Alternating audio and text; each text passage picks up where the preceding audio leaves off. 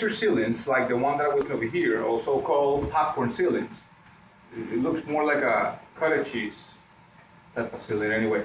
But what we're going to do, I'm going to guide you step by step of how to do this type of project. The first one is that you want to make sure that you cover all your lighting like this one, or in some cases you may want to actually remove some of the light fixtures. You have these high head lights or can lights trims, you want to remove those as well while you're doing that process.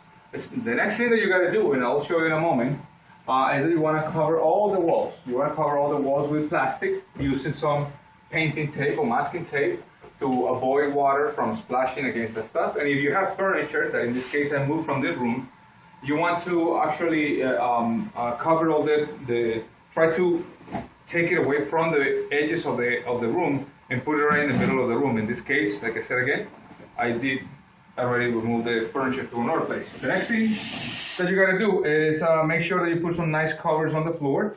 I recommend you using covers. I want to show you this type of covers that are here are covers that are designed to protect from moisture. One side has a plastic film, and the other one has some sort of like a cloth cotton film. So this one is good for working with water, you know, especially that we're gonna moist this sealants in the process. Okay, so I'll show you in a second. Thank you.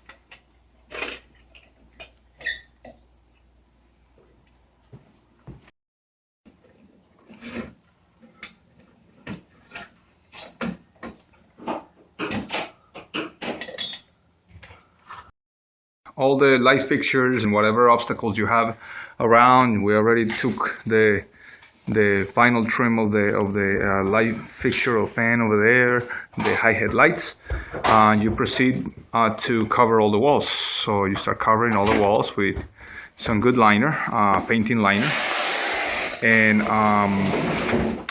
you just trace all the ceiling around. Note that you can actually see how close is the tape to the ceiling.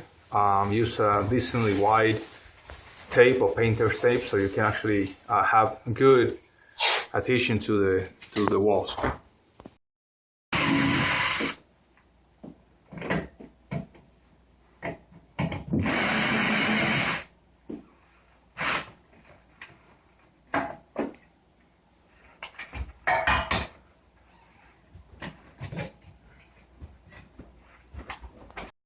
With a garden pump, a little water pump, I'm going to put some water inside the system, pump a little bit of air.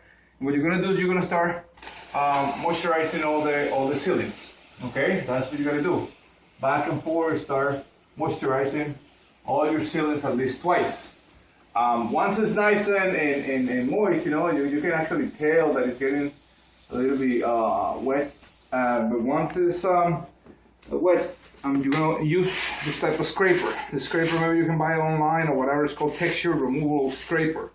The company that makes it is called Homax. And what happens is that this scraper, instead of like throwing all the popcorn sealing or the texture on the floor, this thing catches about 95% of it by experience, and you just kind of dump it into a regular trash bag, trash can, or whatever. That's how you do it. But first, you know, cover all the floors like you see. I mean, we cover all the stains. Now you gotta put a little bit of moisture on the stuff and do it twice, then you start scraping, okay?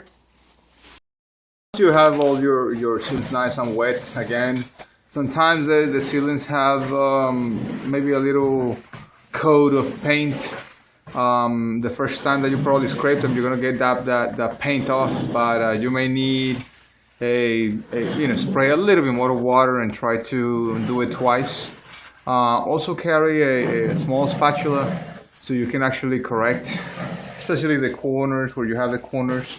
This type of scraper, although it's really useful to catch all the debris as much as possible, sometimes it doesn't get to all the little corners. So that's how you gotta do it. Again, if you feel that it is too hard, don't try to chisel all the material away. Just try to remove it gently with a little more moisture.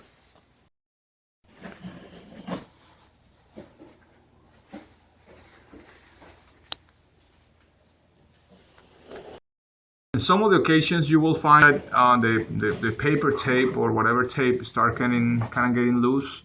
For that, you need to use some drywall compound, plaster, or some other media to properly correct those things, as well as some some screws and little scratches that once in a while, because of the nature of the removal, they come loose. So you just need to repair them with that. I'll show you in a second. I took all the hi-hat lights covers or trim out. These ones are obviously, as you can tell, really yellow. So I did wash them, sand them down with a little piece of sandpaper. This is like about 150. So you don't need to use like a really heavy grit. And after that, you clean it up really well, and you use some lacquer. This is a lacquer finish. You applied a couple of coats, light coats, on them, all around them, and that's it. You will save some money, and if you're already working with the same design or you have it throughout the house, it's just a little, more of saving time and money. Trying to refinish it up is not that hard, okay? This is probably the last messiest part of the popcorn sealant removal process. I already, corrected or fixed the areas that were more damaged with a 20-minute setup plaster compound, and now we're going to work on the areas that are not as damaged as the ones before, so it's going to be a lighter coat. And for that, since for the other one I recommended the 20-minute setup plaster that you can buy, I'm going to recommend you to use this material. It's called a light proform or whatever drywall compound that is already mixed.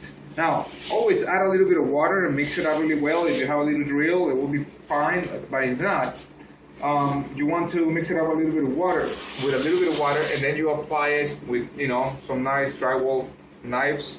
I have some videos that where I teach how to use them properly, so I'm not going to go too much on it, but you use your 2 fingers, cover up, and then clean it. Use a transporter, which is that. You can use a little bucket or whatever. Then fix it up. Now sand it down. I always like to exhaust all the air out. Obviously, we cover all the entrances, the major entrances. But since it's a one to the deck, you can actually open it up, put a little piece of plastic in the air to blow away with a regular window fan, a cheap one.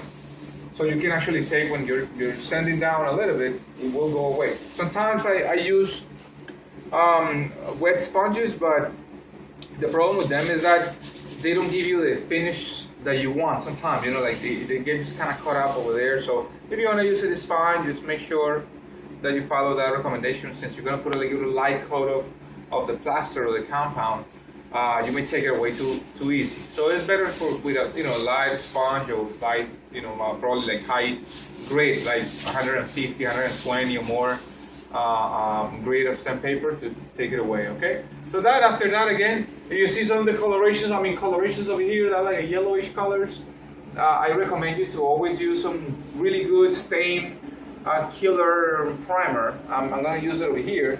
I recommend you to use something like that, so you don't have all those yellow things coming out in your paint. Both the primer and the paint must be good, and as far as quality. You don't want to do all this work and put a really cheap paint that you can with $15 more or $10 more the gallon. You can upgrade it to a better kind. Okay, so follow these instructions to paint. You probably know how to paint already if you're trying to do this thing. If not, you will see some little clips that I'm going to do. Okay, thank you so much for watching. Preparing the ceiling now is semi-dry, and we're gonna have a lot of little corrections to do. In this case, I'm using a 20-minute set plaster. This is you have to mix it in small amounts. They come in bags at 20-minute setup. You know, they have like 40 minutes, 90 minutes, whatever.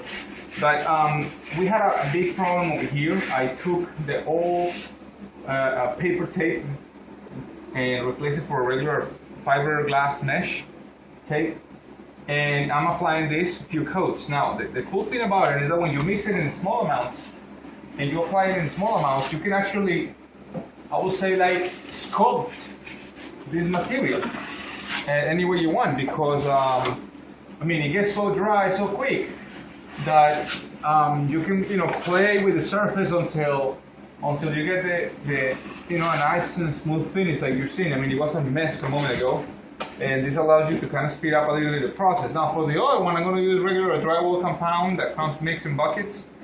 But in these cases, I mean, you want to have something that can give you a little bit of help as far as doing your project, because the drywall compound will dry quicker in a thin layer, not in a thick layer like this one.